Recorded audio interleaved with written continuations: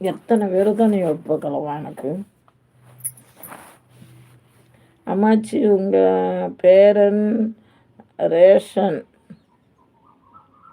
ஓ தங்க பிள்ளை நீயா சாமி? அம்மாச்சி அம்மாச்சின்னு வருது, அப்போ நீ தானா? ஐயோ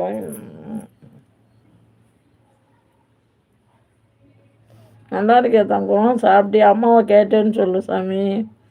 அம்மாவை பார்த்துக்கோ தங்க பிள்ளை. ஓகேவா சாமி? மறந்துட்டீங்களா அம்மாச்சி? இல்லை சாமி. நீ இப்போ ரேஷன்னு சொன்ன சசி மகன்னு சொல்லியிருக்கணும். இல்லையா ரேஷனில் வேலை. இப்போ ரேஷனில் வேலை ரேஷன்னு புரிஞ்சுக்கிட்டேன். நான் கூச்சுக்காத.